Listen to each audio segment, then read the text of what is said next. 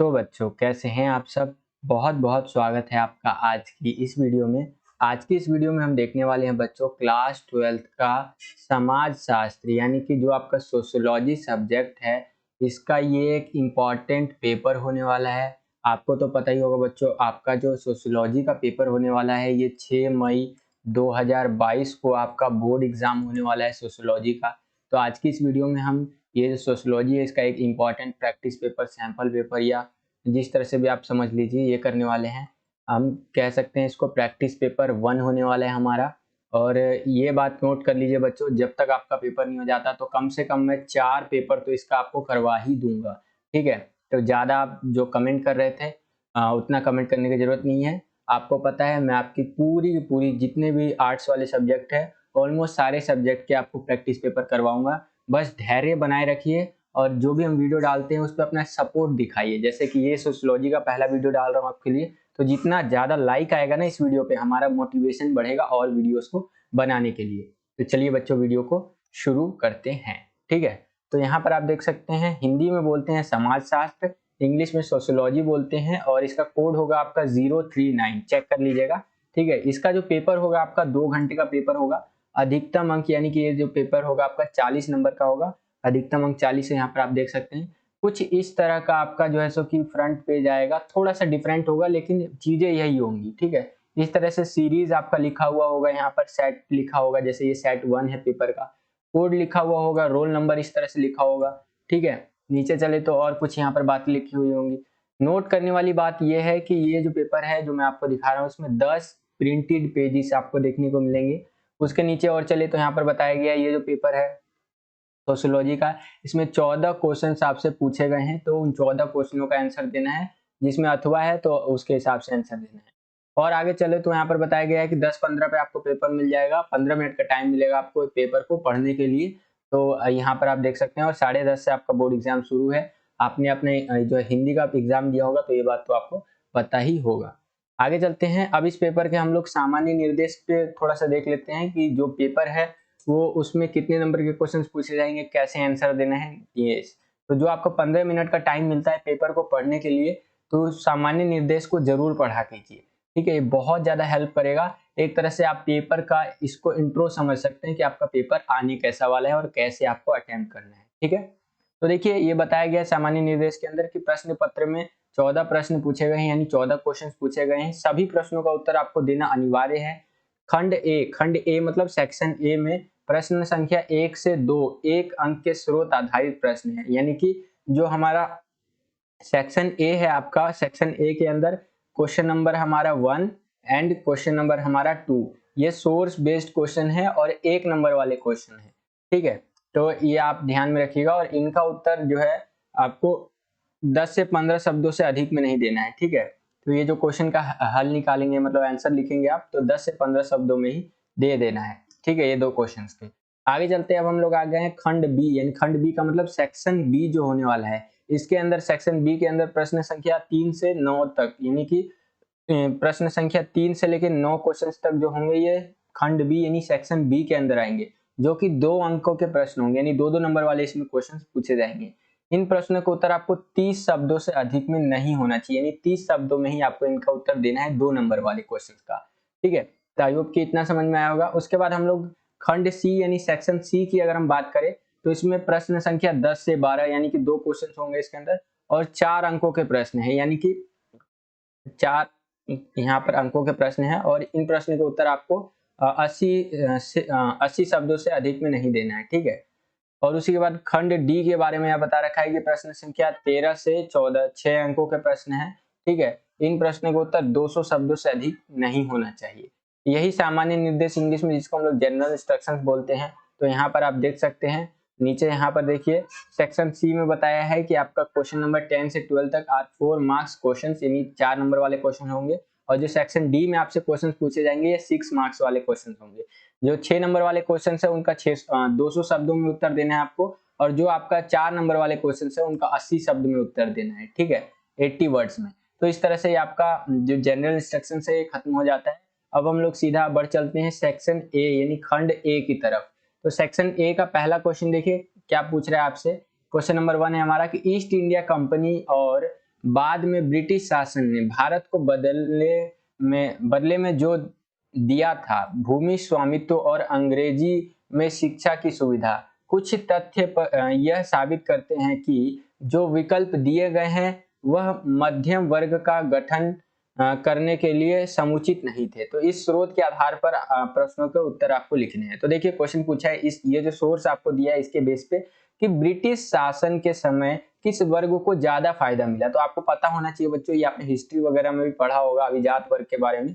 तो देखिए ब्रिटिश शासन के टाइम पे ना जो उच्च वर्ग थे या जमींदार वर्ग थे या अभिजात वर्ग कह लीजिए, इनको ज्यादा प्रॉफिट देखने को मिला।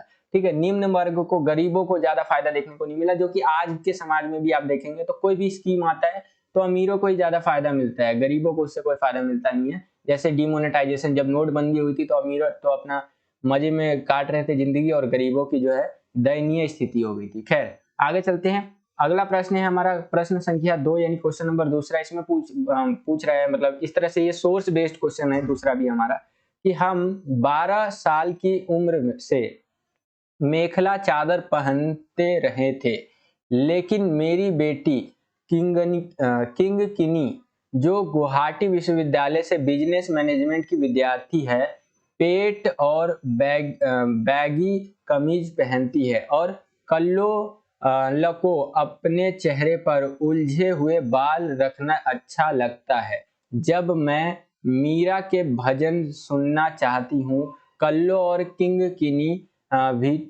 व्हिटनी हॉस्टन के पॉप गीत जो है सुनना पसंद करते हैं। ठीक है, तो ज्यादा से ज्यादा इसमें वेस्टर्न कल्चर के बारे में बता रखा है। तो वही चीज है, इस स्रोत के आधार पर आप किस प्रकार के सांस्कृतिक परिवेश के बारे में समझते हैं। तो उत्तर में देखिए बच्चों, पश्चिमीकरण, यानी कि ये जो स्रोत में जो चीजें लिखी हुई है ना, इसमें ज्यादातर पश्चिमीकरण की बात की गई है।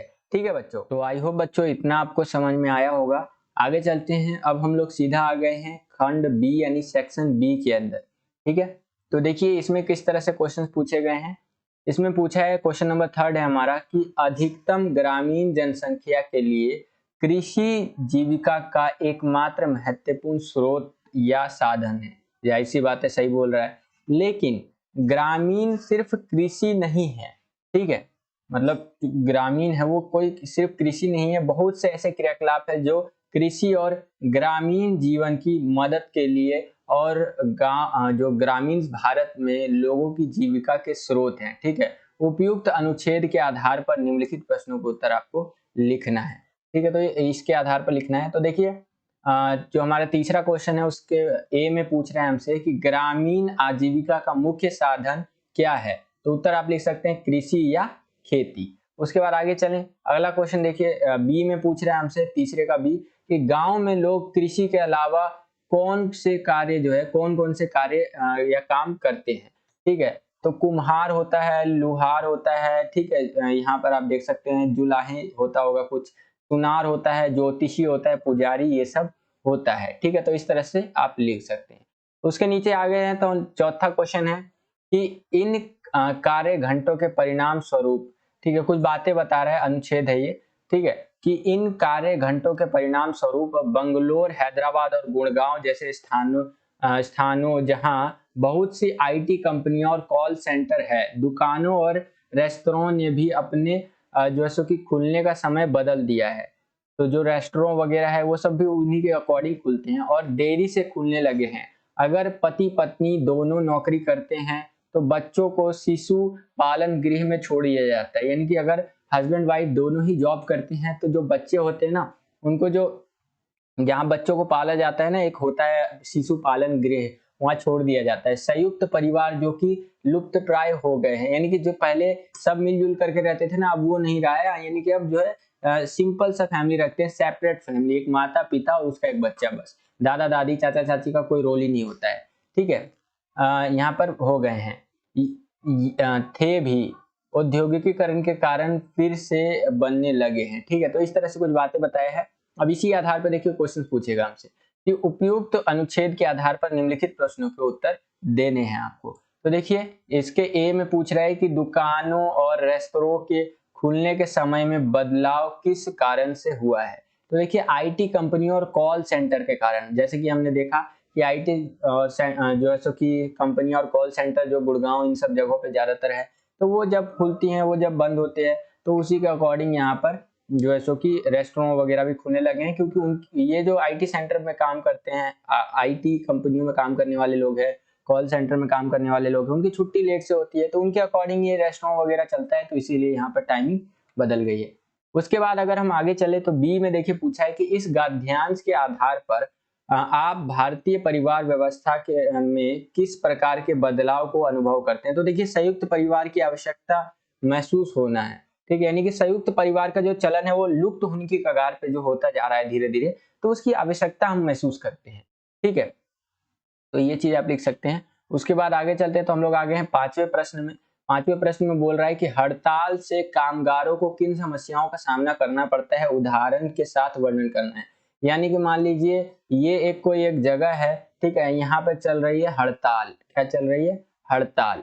तो यहाँ पर जो कामगार है, कामगार मतलब काम करने वाले लोग, तो उनको किस प्रकार की समस्याएं जो है उनका सामना करना पड़ता है, उदाहरण के साथ आपको इसका वर्णन करना है, ठीक है। तो चलिए समझते हैं। तो देखिए वेतन जो है सो कि नहीं मिलता है, वेतन यानी कि उनको सैलरी नहीं मिलती है। अब देखिए कहीं पर भी मान लीजिए कोई फैक्ट्री है या कोई चीज है, जैसे कि मान लीजिए ये एक मैं बना रहा हूँ, ये जो है ये क्या है, एक तरह का फैक्ट्री है। क्या है ये? जो भी एक तरह का ये एक फैक्ट्री है, मैं लिख देता हूँ, ठीक है, ये एक फैक्ट्री है। अब मान लीजिए जो मजदूर है, ठीक है, कौन है? मजदूर। मजदूर लोग क्या करेंगे? हड़ताल पे चले जाएंगे, ठीक है, तो जो मालिक है वो गुस्सा हो जाएगा और मजदूरों को वेतन ही नहीं देगा, ठीक है। उसके बाद जीवन यापन की समस्या आने लग जाती है कि भाई ये मजदूर लोग जो है अपना जीवन यापन कैसे करेंगे, तो इसके लिए भी इनकी जो समस्याएं उत्पन्न होने लग जाती है। खाने पीने की कमी, यहाँ पर आप देखिए खाने पीने की जो मुख्य कमी यहाँ पर हमें देखने को मिलती है, क्योंकि जाहिर सी बात है जब वेतन ही नहीं मिलेगा तो खाना पीना वो खरीदेंगे कहाँ से। बच्चों की शिक्षा बंद हो जाती है, क्योंकि सारा चीज रिलेटेड है वेतन से। उसके बाद है अन्य रोजगार की तलाश जो है गांव की ओर जो है पलायन, यानी कि मजदूर जो यहाँ पर हड़ताल हो रहा है उससे क्या हो रहा है कि काम तो ठप पड़ा है, तो उनको भाई पैसा तो चाहिए, तो वो अन्य रोजगार की तलाश में चले जाते हैं, ठीक है, तो इसलिए वो गांव की ओर पलायन करने लग जाते हैं, तो इससे और भी दिक्कत समस्याएं बढ़ जाती है। आगे चलते हैं, अगला क्वेश्चन देखिए। अगला क्वेश्चन है हमारा छठा प्रश्न कि बेनामी बदल क्यों किया जाता था, ठीक है। तो देखिए इसका उत्तर है कि हदबंदी अधिनियम के प्रावधानों से बचने के लिए किया जाता था। बड़े किसानों के पास अधिक जमीन होती थी और सरकार ने जमीन रखने की सीमा तय कर रखी थी, इसलिए बेनामी बदल, ये हिस्ट्री में पढ़ा होगा आपने, किया जाता था, ठीक है। बचने के लिए यह लोग अपने भूमि का जो है सो कि विभाजन रिश्तेदारों और अन्य लोगों के बीच जो है कर दिया करते थे, परंतु वास्तव में अधिकार जो है भूस्वामी का होता था, ठीक है, यानी कि जो उनका एक तरह से जो जमीनें नीलाम होती थी ना, तो वहां पर किस तरह से वो फर्जीवाड़ा करते थे किसान लोग, जमींदार लोग, तो उन्हीं चीजों को यहाँ पर बेनामी बदल के नाम से जाना गया। देखिए जो आपका सोशियोलॉजी बनता है ना बच्चों, ये हिस्ट्री, ठीक है, समटाइम्स थोड़ा पॉल साइंस से भी क्वेश्चन उठा लेता है, थोड़ा जियोग्राफी से, और थोड़ा इस तरह से जनरल नॉलेज बेस पे होता है, और थोड़ा सा आपका जो सोशियोलॉजी है वो मेन कोर सब्जेक्ट होता है, यानी कि 4-5 सब्जेक्टों का मिश्रण है आपका सोशियोलॉजी, ठीक है। तो उतना टफ नहीं है, बिल्कुल भी आप चिंता मत कीजिए, मैं पेपर्स आपके लिए बहुत अच्छे से करवाऊंगा आपको मैं, ठीक है। तो आई होप कि आपको समझ में आ गया कि ये जो बेनामी बदल है ये क्यों किया जाता था। आगे चलते हैं, अगला प्रश्न देखते हैं बच्चों। जो अगला प्रश्न है हमारा, यहाँ पर आप देख सकते हैं 7वां प्रश्न कि अंग्रेजी भाषा जो है अंग्रेजी भाषा का हमारे समाज पर क्या प्रभाव पड़ा है, ठीक है। तो देखिए अगर इसका उत्तर देखिए, अंग्रेजी भाषा का हमारे समाज पर क्या प्रभाव पड़ा है, तो यहाँ पर आप लिख सकते हैं कि पश्चिमी शिक्षा जो है उनको अपनाना, ठीक है, जो पश्चिमी शिक्षाएं हैं उनको अपनाते जा रहे हैं हम लोग, ठीक है। सरकारी रोजगार को अपनाना, यानी कि जो सरकारी रोजगार है उसको अपनाते जा रहे हैं, ठीक है। उसके बाद लिख सकते हैं आप ब्रिटिश सभ्यता और संस्कृति का अनुसरण करते रहे हम लोग, कि जो ब्रिटिश सभ्यता और संस्कृति रही ना उसी के अकॉर्डिंग सारी चीज चलती आई है। अंग्रेजी भाषा में साहित्यिक रचनाएं हमें देखने को मिलती है, अंग्रेजी भाषा जो है इंग्लिश में हमें साहित्यिक रचनाएं वगैरह भी देखने को मिलती है। निम्न जातियां द्वारा भी अंग्रेजी शिक्षा प्राप्त कर अपनी स्थिति में सुधार किया जाता है, कि जो निम्न जाति है यानी छोटी जाति है वो भी अपनी जो स्थिति है उसमें सुधार करते हैं। तो इस तरह से आप देख सकते हैं कि अंग्रेजी भाषा का कई पॉजिटिव इम्पैक्ट पड़ा है, इसीलिए आपने कभी सुना हो कि जो डॉक्टर बी आर अम्बेडकर थे, doctor B are Ambedkar ji जो थे वो भी बोलते थे कि भाई इंग्लिश को हम लोग को क्या करना चाहिए, एक नेशनल लैंग्वेज के रूप में हमें चूज करना चाहिए, क्योंकि ये एक ऐसा लैंग्वेज है ना जिसे हर कोई पढ़ करके अपना जो स्तर है ये ऊंचा कर सकता है। ठीक है, तो ये चाहते थे, हालांकि ये नहीं हुआ। ठीक है, आजकल ज्यादातर रीजनल लैंग्वेज और इंग्लिश मिक्स अप होके आता है। ठीक है, तो ये चीजें आप यहाँ पर समझ सकते हैं कि इस तरह से है कि अंग्रेजी भाषा जो है उसका हमारे समाज पर क्या प्रभाव पड़ा है। तो ये सारे प्रभाव आप लिख सकते हैं अगर पेपर में इस तरह से क्वेश्चन पूछता है तो। ठीक है, तो आई होप कि इतना समझ में आया होगा आपको। आगे चलते हैं, अगला क्वेश्चन देखते हैं बच्चों। अगला है 8वां क्वेश्चन हमारा यहाँ पर। ये क्या पूछ रहा है कि कृषि पर आधारित 2 त्योहारों के नाम आपको लिखने हैं। तो इसका उत्तर देखिए बहुत इजी क्वेश्चन है।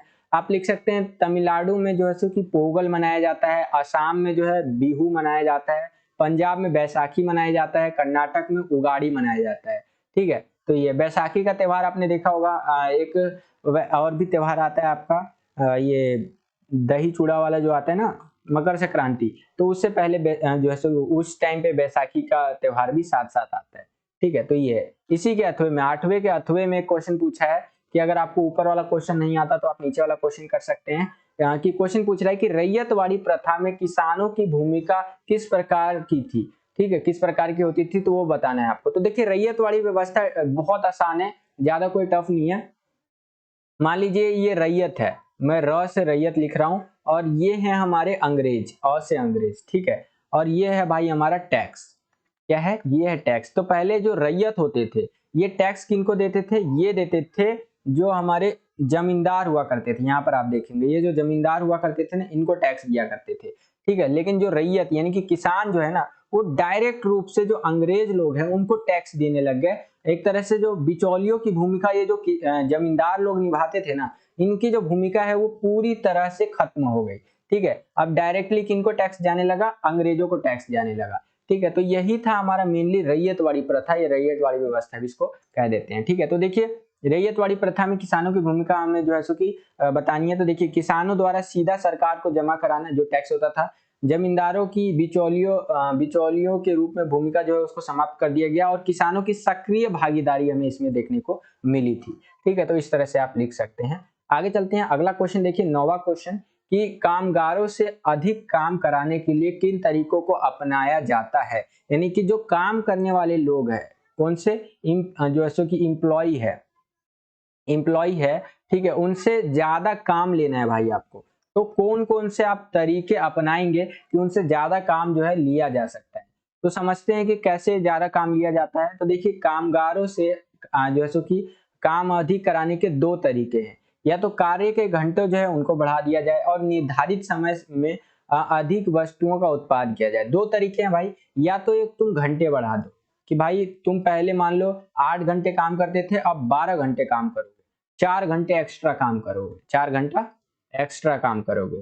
ठीक है, ये कर दो एक तो। और दूसरा एक और भी तरीका है काम का जो है सो कि मतलब जो काम करने वाले लोग हैं उनसे अधिक काम लेने का, कि आप निर्धारित समय में अधिक वस्तुओं का उत्पाद करेंगे। यानी कि आप मान लीजिए 8 घंटे काम करते थे, और जैसे मान लीजिए बल्ब बनाने वाली कंपनी में कोई मजदूर काम करता है तो 100 बल्ब बनाता था, यानी कि जो लाइटें हैं वो बनाता था, बल्ब बनाता था। तो भाई आप तुम 8 घंटे में मुझे 100 नहीं, कम से कम तुम मुझे 150 बल्ब बना के दो। ठीक है, तभी मैं तुम्हें जो है सैलरी दूंगा या फिर तनख्वाह दूंगा। ठीक है, तो ये 2 तरीके हैं जिससे कि जो कामगार है यानी काम करने वाले लोग हैं उनसे ज्यादा काम लिया जा सकता है। तो आई होप कि आपको समझ में आया होगा। आगे चलते हैं, अब हम लोग आ गए हैं बच्चों खंड सी यानी कि सेक्शन सी के ऊपर। सेक्शन सी में देखिए, सेक्शन सी का पहला क्वेश्चन है हमारा 10वां क्वेश्चन। तो ध्यान से समझिए कैसे क्या पूछा है इस क्वेश्चन में। 10वें क्वेश्चन में पूछ रहा है कि संस्कृतिकरण की अवधारणा किसने दी थी, और संस्कृतिकरण का भारतीय समाज पर क्या प्रभाव पड़ा था। तो इसकी अवधारणा जो दी थी वो एम.एन. श्रीनिवास जी ने दी थी। ठीक है, और इसका भारतीय समाज पर क्या प्रभाव पड़ा था तो वो समझिए। निम्न जाति द्वारा अपनी स्थिति जो है उसमें सुधार का प्रयास किया गया। पहला प्रभाव ये था कि जो निम्न जाति के लोग थे उनकी जो स्थिति थी, खराब दयनीय स्थिति थी पहले तो। ठीक है, जो नीची जाति के लोग होते थे तो उनके द्वारा जो उनकी स्थिति थी, दयनीय स्थिति, उसको ठीक करने का प्रयास किया, सुधारने का प्रयास किया गया। ठीक है, उसके बाद है बहुआयामी प्रभाव, भाषा, साहित्य, विचारधारा, संगीत, नृत्य। ठीक है, संगीत, नृत्य, नाटक, अनुष्ठान, जीवन पद्धति में परिवर्तन का इन सब में प्रयास किया गया। ये बहुआयामी मतलब इन सब फील्ड में परिवर्तन का प्रयास किया गया, ठीक है। उसके बाद है सांस्कृतिकरण संबंधी समूह की राजनीति एवं आर्थिक सुधार, आर्थिक स्थिति में सुधार की कोशिश की गई, ठीक है। तो एक ये भी पॉइंट आप लिख सकते हैं। तो इस तरह से आपका ये जो आंसर है हो जाता है इसका कंप्लीट 10वें क्वेश्चन का। अब हम लोग आ गए हैं 11वें क्वेश्चन में, ठीक है। इसमें जैसा कि ये वाक्यांश दिया हुआ है कि भारत में 90% से अधिक कार्य, चाहे वह कृषि हो, उद्योग हो या नौकरी हो, ठीक है, असंगठित या अनौपचारिक क्षेत्र में आते हैं। तो इस काव्यांश के आधार पर जो प्रश्न आपसे पूछ रहा है ना, ये जो 2 लाइनें पढ़ी उसके आधार पर प्रश्न पूछेगा, तो आपको उत्तर देना है। तो देखिए क्वेश्चन पूछा आपसे कि संगठित क्षेत्र का इतना छोटा होने का सामाजिक कारण क्या है, ठीक है। जो संगठित क्षेत्र है आपका, ठीक है, तो वो इतना छोटा क्यों है, इसका आपको सामाजिक कारण बताना है। तो पहला है कि संगठित क्षेत्र का जो सीमित दायरा है, यानी जो क्षेत्र होता है संगठित क्षेत्र, उसका दायरा सीमित होता है। दूसरा है सामाजिक विषमता, यानी कि सामाजिक स्तर पे समानता नहीं देखने को मिलती है, विषमता देखने को मिलती है, जातीय भेदभाव देखने को मिलता है, अशिक्षा, गरीबी, ठीक है, संगठनीय क्षेत्रों में रोजगार पाने के लिए उचित प्रशिक्षण का अभाव देखने को मिलता है। दैट्स वाई आप ये कह सकते हैं कि संगठित क्षेत्र जो है इतना छोटा होता है, और इसका सामाजिक कारण कुछ इस तरह से आप लिख सकते हैं, ठीक है। आगे चलते हैं। अगला क्वेश्चन अथवा में आपको एक और दे दिया है कि अगर आपको ऊपर वाला नहीं आता है तो आप नीचे वाला कर सकते हैं कि काम पाने के किन किन तरीकों को व्यक्ति द्वारा अपनाया जाता है। तो उत्तर आप लिख सकते हैं। देखिए कोई व्यक्ति को काम पाना है, यानी कि काम खोजना है कि भाई मैं बेरोजगार बैठा हूँ, नल्ला बैठा हूँ, मुझे काम चाहिए, तो क्या कर सकता है, वो विज्ञापन के द्वारा काम ढूंढ सकता है। कहीं एडवर्टीजमेंट देख लिया कि आइए रोजगार का अच्छे अवसर है, आपको देंगे 15,000 रुपए सैलरी, करना क्या है कि XYZ कंपनी में काम करना है, तो एक तो एडवर्टीजमेंट के थ्रू वो अपना काम ढूंढ सकता है। रोजगार कार्यालयों द्वारा, ठीक है, तो इनसे भी हो सकता है। व्यक्तिगत संपर्क हो, अगर कोई व्यक्ति से किसी आदमी को जानता हो कि जो पहले से काम कर रहा है, कोई दोस्त काम कर रहा है, तो उससे वो काम ले सकता है। कोई ठेकेदार है जो उसको काम पे रख ले।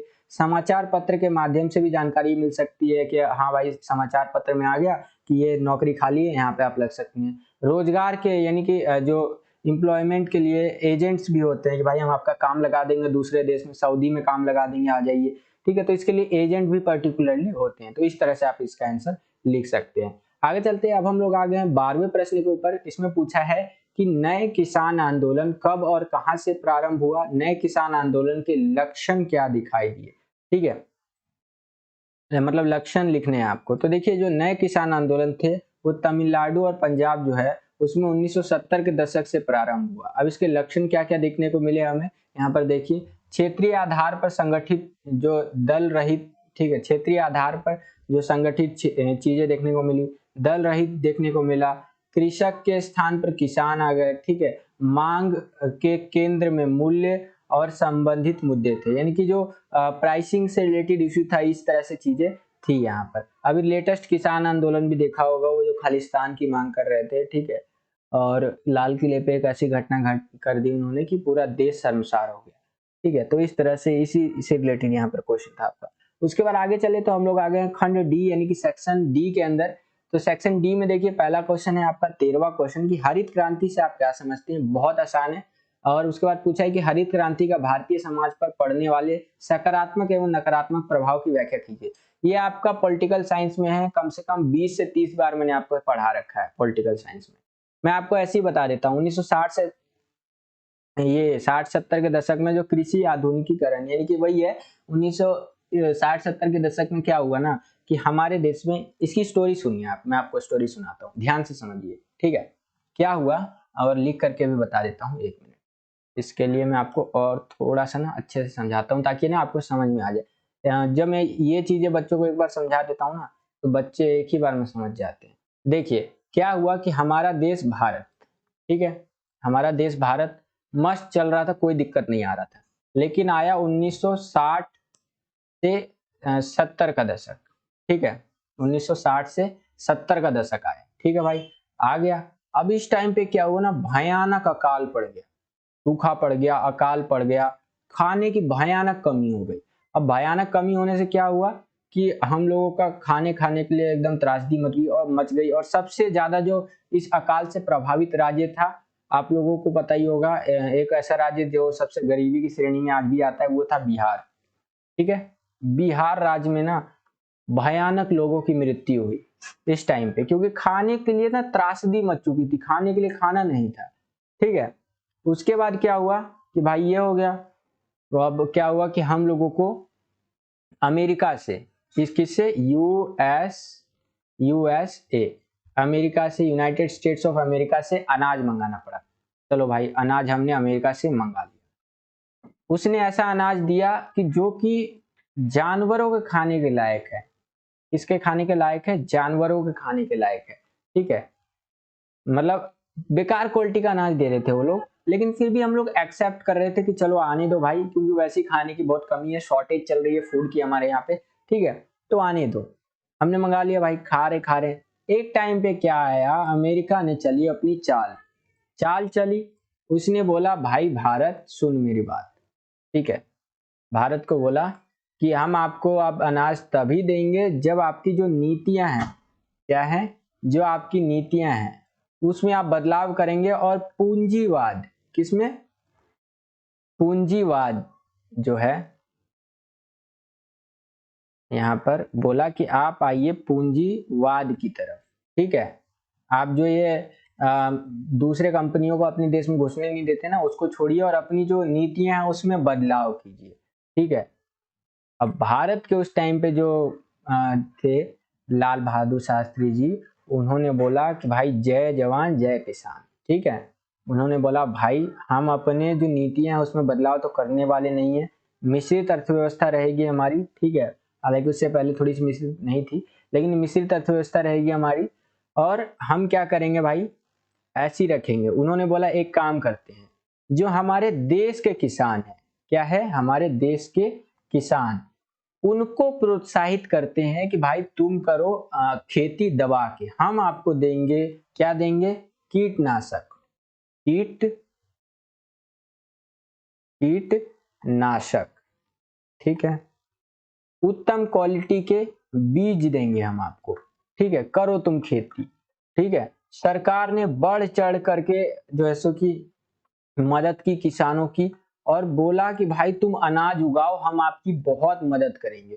किसानों ने भी जो है सो कि सरकार की बात मानी और अनाज उगाना शुरू कर दिया, और इसी को हम लोग इंग्लिश में बोलते हैं ग्रीन रिवॉल्यूशन। ठीक है, ग्रीन रिवॉल्यूशन इसको बोलते हैं, जिसको हम लोग हिंदी में बोलते हैं हरित क्रांति। अभी मैं आपको बता रहा हूँ ना, हरित क्रांति। ठीक है, हिंदी में बोलते हैं हरित क्रांति। और इतना अनाज उगा कि आज हमारा जो भारत है ना, ये दूसरे देशों को अनाज एक्सपोर्ट करता है। अगर मैं आज की बात करूं ना, अभी वर्तमान टाइम की 2022 चल रहा है अभी। ठीक है, अभी ऐसी स्थिति है ना कि जो हमारे देश में जो गेहूं है ना, फूड की शॉर्टेज चल रही है, तो हम दूसरे देशों को बेच रहे हैं गेहूं, इतना अनाज है आज के टाइम पे हमारे पास। तो देखा जाए तो हरित क्रांति का बहुत फायदा देखने को मिला। तो आई होप कि आपको समझ में आ गया होगा हरित क्रांति होता क्या है मोटा मोटा। तो देखिए वही बातें यहाँ बता रखी है आपको।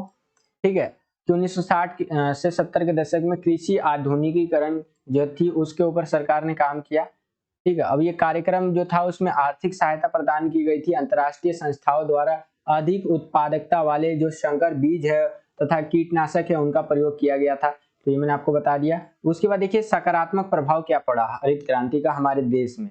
गेहूं और चावल का उत्पादन बढ़ गया, भारत खाद्यान्न के मामले में आत्मनिर्भर की ओर अग्रसर हो गया। नई तकनीक द्वारा कृषि उत्पादन में वृद्धि देखने को मिली, यानी जो नया नया टेक्नोलॉजी हम लोग अपनाते गए उससे जो कृषि का उत्पादन था ना उसमें हमें वृद्धि देखने को मिली। कृषि के नवीनतम तकनीक के बारे में किसानों को जानकारी मिली कि खेती करने का जो नया नया तरीका है वो उसके बारे में किसान जानने को मिला, मतलब किसान लोग जान पाए। कृषि मजदूरों की मांग में वृद्धि देखने को मिली। तो ये हमारा सकारात्मक प्रभाव पड़ा हरित क्रांति का। कुछ नकारात्मक प्रभाव भी थे कि केवल मध्यम एवं बड़े किसानों को फायदा मिला, जैसे कि पंजाब और आपका पश्चिमी उत्तर प्रदेश के जो किसान थे, बड़े बड़े किसान और मध्यम वर्गीय किसान, उनको ज्यादा फायदा देखने को मिला। ठीक है, बढ़ती कीमतों और भुगतान के तरीकों के कारण कृषि श्रमिकों की जो आर्थिक स्थिति थी उसमें गिरावट देखने को मिली, यानी कि किसानों को थोड़ा इसमें फायदा नहीं देखने को मिला। ठीक है, आगे चल के व्यावसायिक एवं बाजार उन्मुक्त खेती से आजीविका को जो है सो की सुरक्षा देखने को मिली, यानी कि ज्यादातर चीजें जो बेचने वाली होती है उनसे क्या हुआ, उनकी खुद की आजीविका पर जो है असर आने लग गया। ठीक है, खेती के पारंपरिक प्रणालियों को नुकसान हुआ, यानी कि पहले के जो हमारे पारंपरिक तरीके थे ना उनको नुकसान पहुंचा। पर्यावरण जोखिम को बढ़ावा मिला, पर्यावरण का जो जोखिम था उसमें बढ़ावा मिला, क्योंकि देखिए हम लोग जो है ना एकदम कह सकते हैं ऑर्गेनिक फार्मिंग करते थे, लेकिन जब से ग्रीन रिवोल्यूशन आया हमने कीटनाशक मंगाए, तरह तरह के फर्टिलाइजर्स मंगाए, ठीक है, कीटनाशक मंगाए, जिससे कि ना मिट्टी को ना बंजर बना देती है। खेती में आपको ज्यादा अनाज तो देगी, लेकिन एक तरह से मिट्टी ना आपकी बंजर होती चली जाएगी, ठीक है। तो पर्यावरण को जोखिम में मतलब जोखिम को बढ़ाया हमने।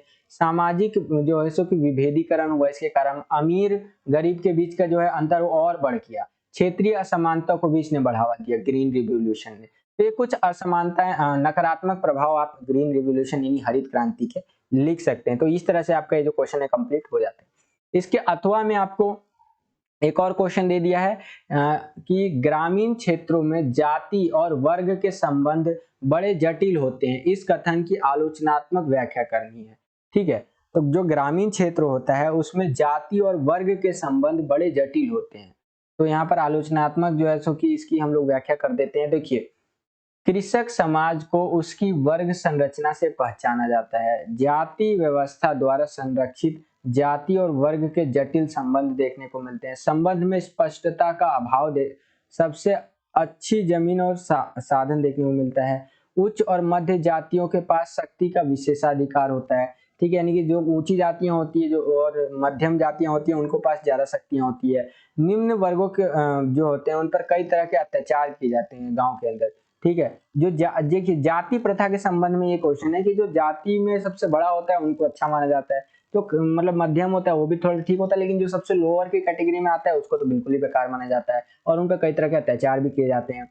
किसी क्षेत्र में प्रबल जाति के रूप में जिनकी संख्या ज्यादा होती है जो है उन पर प्रभाव ज्यादा पड़ता है, ठीक है, अधिक होती है, उनका एक विशेष क्षेत्र में महत्वपूर्ण भूमिका होता है। कहने का मतलब ये है कि ये गांव है और इस गांव में मान लीजिए जैसे कि पंडित, ठीक है, कौन से पंडित लोग ज्यादा है, ठीक है, तो वहां पर पंडित लोगों की चलेगी। अगर वहां पर वैश्य है तो वैश्य की चलेगी। जहां पर जिनकी संख्या अधिक होती है ना तो इससे काफी प्रभाव पड़ता है, ठीक है। उसके बाद है कि भूमि सुधार कानूनों के द्वारा जातिगत एवं वर्गगत असमानता को दूर करने का प्रयास किया गया। भूमि सुधार जो भी कानून आए उनसे ये सब चीजें दूर करने का प्रयास किया गया, लेकिन काफी हद तक नहीं हुआ ये कहा जा सकता है। आगे चलते हैं, अगला क्वेश्चन देखिए 14वां क्वेश्चन कि सामाजिक आंदोलन से आप क्या समझते हैं। सामाजिक आंदोलन के लक्षणों का वर्णन आपको करना है। तो देखिए, सामाजिक स्तर पर होने वाले आंदोलन जो होते हैं वो सामाजिक आंदोलन होते हैं। सामूहिक जो है सो कि समूह द्वारा गतिविधि का इसमें संचालन किया जाता है। समाज के एक वर्ग विशेष समूह की सक्रिय इसके अंदर भागीदारी देखने को मिलती है, ठीक है। लंबे समय तक निरंतर सामूहिक गतिविधियां देखने को मिलती है। इस प्रकार की गतिविधि प्राय राज्य के विरुद्ध होती हैं और राज्य की नीतियां जो है नीति का व्यवहार में परिवर्तन की मांग के लिए संगठन नेतृत्व एवं सामाजिक संरचना होती है इसके अंदर, ठीक है। आंदोलनकारी समूहों के बीच पारस्परिक संबंध देखने को मिलता है। उद्देश्य तथा विचारधाराओं की समानताएं देखने को मिलती है। प्रायः किसी जनहित के मामले में परिवर्तन लाने के उद्देश्य से सामाजिक परिवर्तन लाने या परिवर्तन को रोकने की दिशा में प्रयास किए जाते हैं। जैसे कि किसान आंदोलन आपने देखा होगा, उसी से रिलेट आप इसको कर सकते हैं। सामाजिक आंदोलन क्या होता है, ठीक है, यानी कि समाज में एक तरह से बदलाव लाने का प्रयास, किसी गलत चीज को गलत बताने का प्रयास, ठीक है। तो इस तरह से ये चीजें होती हैं। तो बस बच्चों यही था, यहाँ तक आपका ये एंड हो जाता है। ये जो सोशियोलॉजी का पेपर था आपका समाजशास्त्र का, और आई होप कि आपको समझ में आया होगा आपको ये पेपर, ठीक है। बिल्कुल भी चिंता मत कीजिए, मेरे से जितना हो पाएगा मैं आपके लिए करूंगा। मैंने आपको बताया ना, कम से कम तो 4 पेपर तो आपका मैं सोशियोलॉजी का करवा ही दूंगा। तो यही था आज का वीडियो। अगर आपको ये वीडियो पसंद आया तो लाइक कीजिए इस वीडियो को। अगर आप हमारे चैनल पर नए आ गए हैं और हमारे चैनल को सब्सक्राइब नहीं किया है तो चैनल को आप सब्सक्राइब भी कर सकते हैं, और बगल में आपको बेल का आइकन देखने को मिलेगा, उसको प्रेस करके ऑल पे क्लिक कर दीजिएगा। जब सब्सक्राइब करेंगे बेल का आइकन दिखेगा, उसको प्रेस करके ऑल पे क्लिक कीजिएगा। इससे आने वाले हमारे चैनल पे जो नए वीडियोस की नोटिफिकेशन है वो सबसे पहले आपको मिल जाया करेंगी। तो आज के लिए इतना ही, मिलता हूं आपसे अगली और एक्साइटिंग वीडियो में। तब तक के लिए खुश रहिए, खुश रखिए सभी को। जय हिंद, वंदे मातरम। वीडियो लाइक कर दीजिएगा, इससे हमारा मोटिवेशन बढ़ता है और वीडियोस बनाने के लिए। जय हिंद।